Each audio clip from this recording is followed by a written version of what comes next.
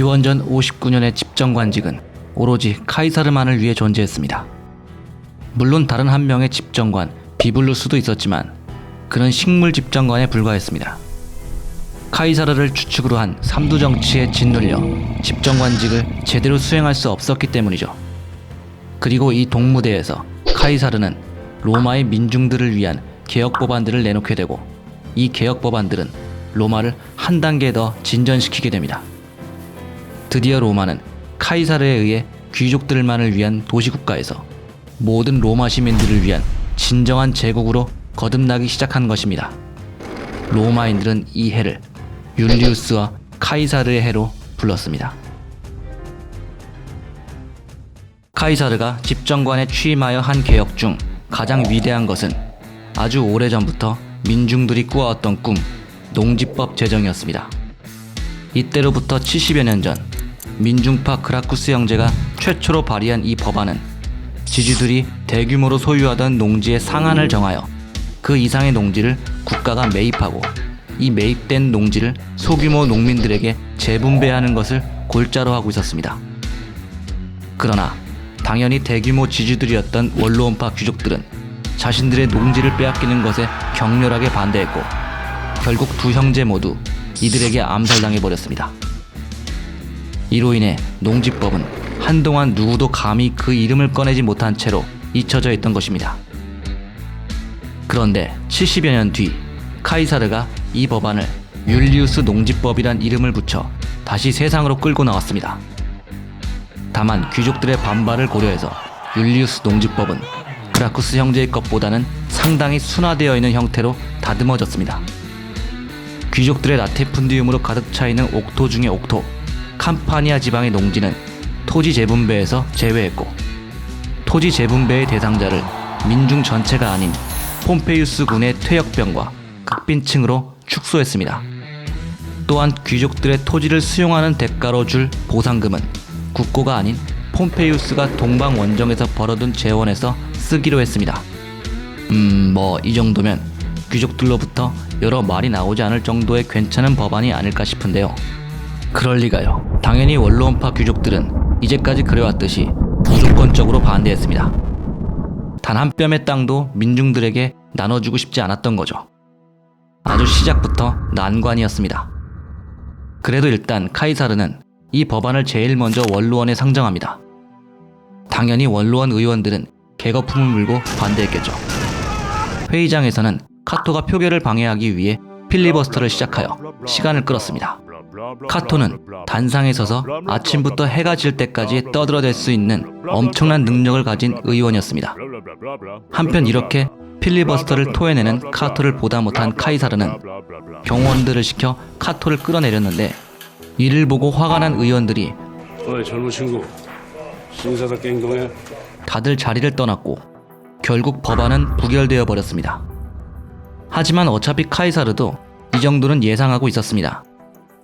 어차피 원로원 상정은 귀족들의 반발을 고려한 형식상의 절차에 불과했습니다. 그가 가진 진짜 카드는 따로 있었습니다. 바로 민회였죠. 민회의 법안을 상정해 삼두의 힘으로 통과시켜버릴 생각이었던 거죠. 그러는 한편 원로원파 쪽에서도 가만히 있지는 않았습니다. 또 다른 집정관 비블루스가 카이사르를 저지하기 위해 몸소 민회에 나서기로 한 겁니다. 그리하여 비블루스는 자신을 따르는 3명의 호민관과 카토 등의 원로원 의원들을 대동하고 민회가 열리는 로마 시내의 포럼에 나타났습니다. 당시 로마의 호민관에게는 원로원인지 민회인지를 막론하고 거부권을 행사하여 이들의 결정을 모조리 무효화시킬 수 있는 어마어마한 권한이 있었습니다. 한편 이 시대의 호민관들은 민중의 지팡이라기보다는 원로원파든 민중파든 어디든 속할 수 있는 공직자들이었기 때문에 원로원파를 따르는 호민관들도 다수 존재했습니다. 비블루스는 민회에서 이 호민관들로 하여금 거부권을 행사하게 하여 카이사르의 법안을 무효화시킬 요량이었던 거죠. 그런데 집회의 분위기는 뭔가 심상치 않았습니다. 민중들은 원로원 귀족들에 대한 거대한 분노를 표출하고 있었습니다. 카이사르의 호소력 짙은 연설에 열광하는 민중들과 그에게 강력한 지지를 표명하며 힘을 실어주는 폼페이우스와 크라수스, 이 충격적인 현장을 목도한 비블루스와 카토는 상황이 뭔가 잘못되어 있음을 깨달았습니다. 이들도 국면 전환을 위해 반대 연설을 하기로 했지만 여론은 싸늘했고 오히려 분위기만 험악해질 뿐이었습니다. 이에 비블루스는 나름 꾀를 내어 종교적으로 불길하다는 이유를 대 민회를 중단시키려고도 했지만 대신관의 자격을 가진 카이사르 앞에서는 씨알도 안 먹힐 작전이었습니다. 게다가 토민관들조차 민중의 기세에 압도되어 거부권에 걷자도 꺼내지 못하고 있었습니다. 그럼에도 불구하고 끝까지 반대를 외치던 비블루스에게 별안간 분노가 머리 위로 쏟아졌습니다. 그리고 사방에서 주먹이 날아들고 발길질이 쏟아졌고 공직자의 권위의 상징인 파스케스마저 박살이 났습니다. 갑작스러운 공격에 비블루스는 민중들에게 욕을 해댔지만 뭔가 굉장히 위험해 보이는 낌새를 느낀 의원들이 그를 말려 자리를 뜨게 되었습니다. 하지만 이 사건 이후로도 민중파 지지자들은 그의 집으로 몰려와 난리를 쳐댔고 결국에 비블루스는 집정관 업무 중단을 선언한 뒤 집에 틀어박혀 버렸습니다. 그렇게 비블루스는 자기 집에서 카이사르 욕이나 해대는 뒷방 노인네로 전락해버린 겁니다.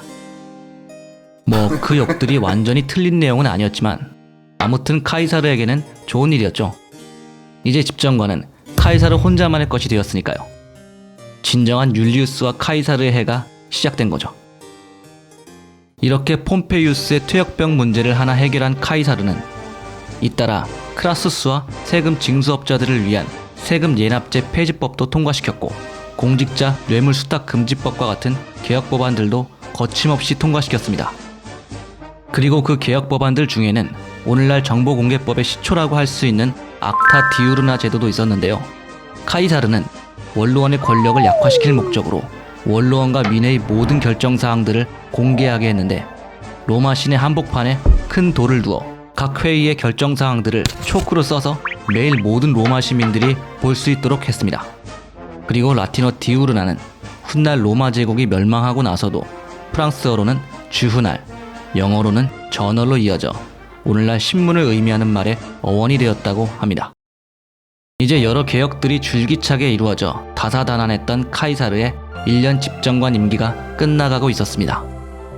당시 공화정 로마에서는 법무관과 집정관이 그 임기를 마치면 각각 전임 법무관이나 전임 집정관이라는 직책을 얻어 그동안 로마가 열심히 정복해둔 이탈리아 밖 속주로 떠나 몇 년간 총독 업무를 수행하고 오는 것이 관례였습니다. 그리고 그 속주에서 로마의 이름으로 이민족들과 전쟁을 벌여 영토를 확대하고 많은 전리품들을 획득하여 자신의 명성을 높이는 그러한 기회를 얻는 것은 전임 공직자들의 특권이었죠. 카이사르도 이 점을 노려 자신의 명성을 극대화하려 하고 있었던 것입니다. 그런데 임기를 마친 공직자가 어느 속주로 발령이 날 것인지를 정하는 건 누구일까요? 바로 원로원이죠. 그리고 이 원로원에게 카이사르가 높은 명성을 얻어 정치적 거물이 되는 일은 상상조차 할 수 없는 일이었겠죠. 그래서 원로원은 그가 총독으로 부임될 속주를 이탈리아 내의 숲과 목초지로 결정합니다. 산림청 청장이 되라는 얘기인가요? 원로원의 창의력이 빛나는 결정이군요. 그러나 공기는 맑을지언정 이곳은 속주가 아니죠. 당연히 카이사르는 뭔 소리야, 말 같지도 않은 소리라고 그래. 씨, 진짜 짜증나겠어. 굉장히 황당해했습니다. 그래서 원로원의 결정은 그대로 제껴버리고 자신의 임지를 정한 법안을 직접 만들어 민회에 상정시킵니다. 이 법안에 따르면 카이사르는 이탈리아 북부 최전방의 갈리아 트란살피나, 갈리아 키살피나, 일리리아 이 세 속주를 모두 통치하는 5년 임기의 총독이 되는 것으로 정해져 있었습니다. 당연히 이번에도 원로원은 개거품을 물고 반대했지만 폼페이우스의 도움으로 무난하게 법안이 통과됩니다. 이제 기원전 58년 카이사르는 더욱 위대한 로마인이 되기 위하여 갈리아로 원정을 떠납니다. 갈리아, 유럽 서부의 거대한 옥토, 오늘날 대부분의 프랑스의 영토인 이곳을 카이사르는 원정을 시작한 지 8년 만에 모조리 정복해버립니다.